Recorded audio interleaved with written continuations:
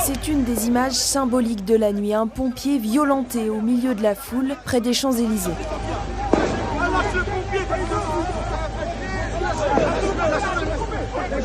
Suite à ces violences, les pompiers ont déposé une plainte.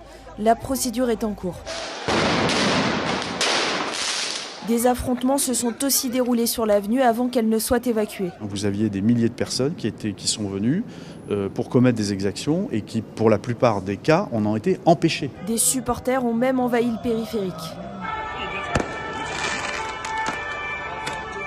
Les célébrations de la victoire du PSG en Ligue des Champions ont viré au drame hier lorsqu'un jeune homme de 20 ans est mort sur son scooter après avoir été percuté par une voiture dans le 7e arrondissement parisien. 192 blessés auraient été pris en charge au cours de la nuit, dont 11 en urgence absolue.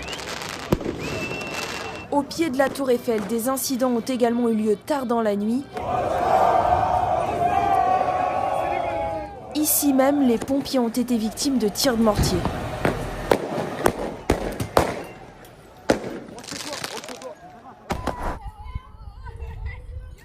Ce matin, les stigmates de la soirée sont encore visibles. Là, c'est le pire, là. Ouais. Aujourd'hui, c'est le pire qu'un jour de l'an, même, franchement. Ah ouais.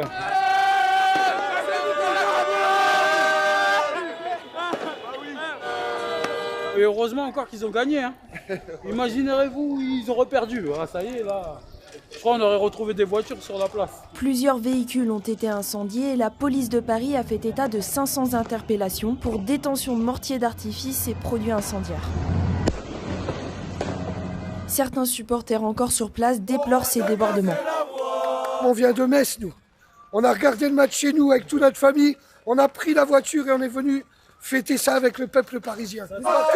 Nous, on est des vrais et on est un peu désolés quand on voit que c'est devenu Bagdad. Le feu par là, le feu par là. Les gars, c'est pas ça Paris. Paris, c'est la fête, c'est la convivialité, c'est l'amour, c'est l'amour. Du côté des Champs-Élysées ce matin, les policiers bouclaient encore la zone. Des boutiques ont été saccagées hier. La plus belle avenue du monde doit se refaire une beauté avant le défilé des joueurs à 17h30.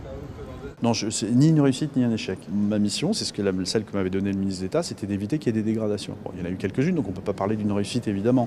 Après, on ne peut pas parler non plus d'un échec. En dehors de Paris, la ville de Dax dans les Landes a aussi été endeuillée. Un adolescent est décédé après avoir été poignardé en marge d'une fan zone. Dans la Manche, un policier blessé par un pétard a été placé en coma artificiel après avoir été pris en charge par les secours et transporté à l'hôpital.